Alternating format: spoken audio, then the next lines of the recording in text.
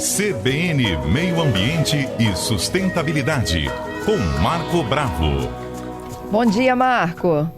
Bom dia, Fernanda. Bom dia a todos os ouvintes da nossa querida, maravilhosa Rádio CBN. Bom dia. Hoje o quadro é dedicado aqui aos insetos. Mitos e verdades sobre a existência deles? Isso. Os insetos, na verdade, pertencem ao nosso reino, o reino animal, né? É o maior grupo, é uma classe. Ó, olha que bacana, tem o reino Metazoa, que é o reino animal, onde nós estamos inseridos. Tem o filo, que é o filo Artrópoda, onde inclui crustáceos, aracnídeos. E a classe insecta é a maior de todas as classes, em número de espécies. Representa quase 90% das espécies do planeta Terra. Então, os insetos são muito importantes, têm diversas funções para a manutenção da vida no planeta, né? A gente fala sempre, proteger os insetos é proteger a nós mesmos, né? Proteger o planeta Terra. E tem algumas funções especiais, né? Nós podemos falar aqui, já começar? Claro, vamos lá.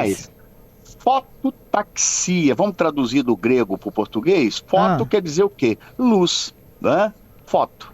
Taxia quer dizer capacidade, quer dizer o papel do indivíduo no meio, né? Então, fototaxia, por exemplo, ela pode ser positiva ou negativa. Você sabe que tem alguns insetos que têm fobia à luz. Por exemplo, nós temos o barbeiro que transmite a doença de Chagas, ele fica escondido o dia inteiro, ele sai à noite. Então ele fica escondido nos cachos de açaí, na palha da cana, nas frestas das casas de pau a pique, debaixo da lenha, debaixo do amontoado de tijolos. Então ele tem fototaxia negativa, porque sai à noite. Barata também. Barata sai à noite, gosta de ficar no escuro. Então, fototaxia negativa. Porém, tem muitas espécies que utilizam a luz como direcionamento para poder polinizar, para poder obter alimentos. Não sei se você já viu as mariposas, né? As mariposas voam na direção da lâmpada, da luz. E até morrem ali. Porque elas confundem, elas acham que é uma luz natural, para navegação, para ela poder se deslocar, acaba encostando na lâmpada e morrendo. Os cupins também. Cupins ficam ali no entorno da lâmpada, encosta na lâmpada, queima e cai e morre, né? Já, então, quer dizer, muitas espécies utilizam a iluminação para se direcionar, para poder se deslocar, para se proteger também de predadores, onde elas utilizam até muito mais o olfato do que a visão. Os insetos são muito olfativos. Então, por exemplo, por isso que a gente fala sempre, alimento jogado nas vias, às vezes até com ótima intenção de alimentar aves, acabam atraindo baratas, acabam atraindo roedores, né? No caso dos ratos, que são mamíferos. Por quê? Esses indivíduos utilizam muito o olfato para poder se deslocar de um ponto para o outro. Então, a fototaxia pode ser positiva, onde o indivíduo necessita da luz, se aproxima da luz, ou negativa, onde ele tem fobia à luz. Ele não gosta da luz, ele fica no escuro e à noite é que ele sai para poder se alimentar, né? E obter presas. Agora, o mais importante de todos é a polinização. É um elo invisível, né, que sustenta a produção de alimentos. Você sabe que 75% das espécies cultivadas no mundo dependem dos polinizadores. No caso das abelhas, que são os polinizadores mais importantes, sem abelha não tem produção de alimento. Nós vamos passar necessidade. Então é muito importante preservar as abelhas. A polinização é o seguinte, ele chega numa flor para retirar o néctar, a abelha, né? E acaba encostando no grão de pólen. O grão de pólen é um esporo masculino que vai fecundar lá no ovário da flor feminina. Tem flores, Fernanda, que tem aparelho masculino e feminino, né? E tem flores que só tem aparelho masculino ou feminino. Inclusive a gente fala muito disso, mamão macho. Mamão macho só tem flor masculina. Então, se você não tiver o mamão fêmea, não vai haver produção de frutos. Inclusive só produz no pé de mamão fêmea. No macho não produz. O macho só produz o pólen. que é levado por insetos daquela flor. Então, numa plantação de mamão, a cada 100 pés de fêmeas, é bom ter 1 ou 2, ou até um pouquinho mais de pés machos ali no meio da plantação, que não vão produzir mamão, mas vão facilitar a polinização.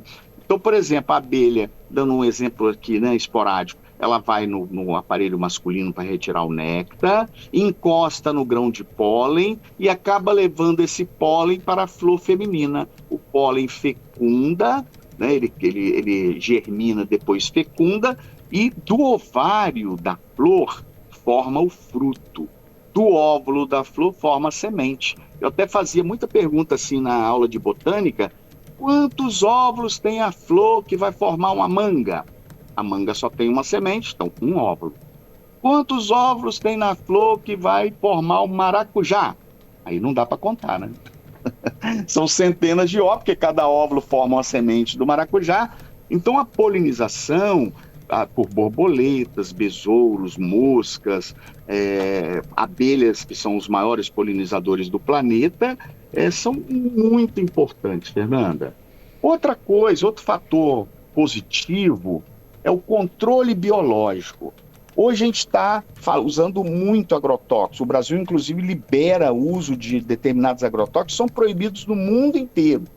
A gente tem que ter mais atenção em relação a isso. Os alimentos que nós estamos consumindo, uma boa parte tem resíduos de agrotóxicos. Organoclorado, agrotóxicos que causam uma série de danos à saúde do ser humano, né? Quer dizer, o controle biológico é o uso do inseto para controlar a praga que está atacando, por exemplo, a soja, o feijão. Então, em vez de usar agrotóxico, você tem uma história muito interessante que a gente quase não vê mais joaninha, né? A joaninha é da nossa infância, ela é um inseto muito bonitinho, muito singelo, inclusive carrega os filhotinhos todos em cima. Todos os filhos ficam ali no dorso da fêmea, da mãe, que é super zelosa. A joaninha, ela é uma devoradora de pulgões, e o pulgão é um dos grandes causadores de doenças nas plantas, né? O pulgão, ele é um predador de plantas. Se você libera joaninhas, então hoje você tem cartelas com ovos de joaninha. Essas cartelas são vendidas em lojas hoje. Então você compra e libera aquelas cartelas no plantio de soja, por exemplo, aí esses ovos eclodem, vão formar a joaninha, passando por todas as fases de desenvolvimento, e essas joaninhas vão devorar os pulgões que atacam a soja, atacam outras plantas. Então, quer dizer, aí é uma forma natural, sem utilização de produto químico, no caso o agrotóxico. Então, o controle biológico é você encontrar o inimigo natural daquela espécie que está predando a plantação.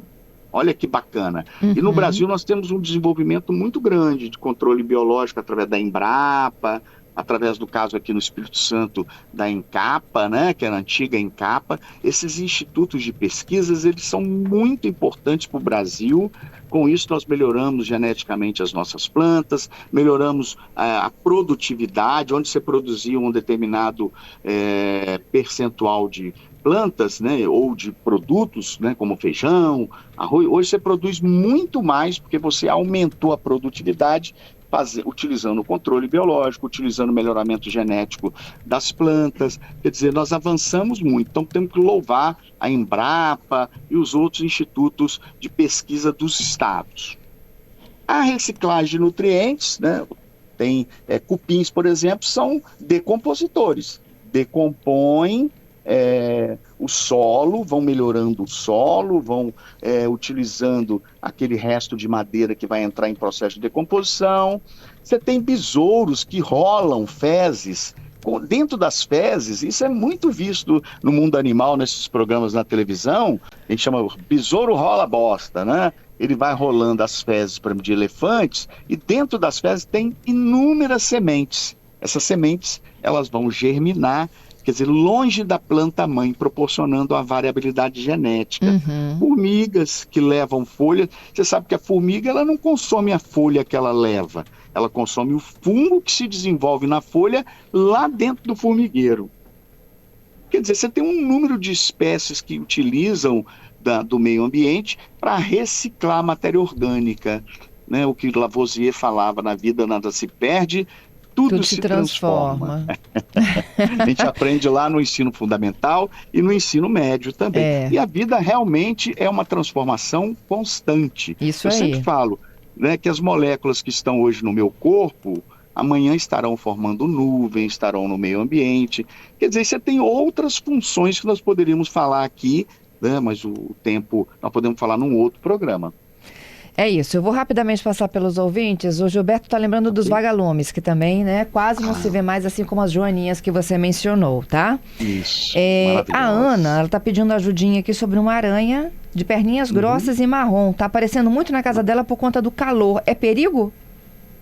Manda uma foto pra gente ver. A maioria das aranhas não são perigosas. E vai ter coragem de fazer uma foto da aranha, marrom, que é perigosa. De longe, tá, Ana? A gente classifica e passa todas as informações, né, pra Ana. Isso. Okay? E eu deixo aqui pra próxima quarta, tá? O Eliseu pedindo pra gente falar se as abelhas acabarem, o que acontece com o mundo. Combinado? Tá bem. Ok. Então até semana que vem. Beijo pra você, meu querido. Até quarta que vem. Um grande abraço.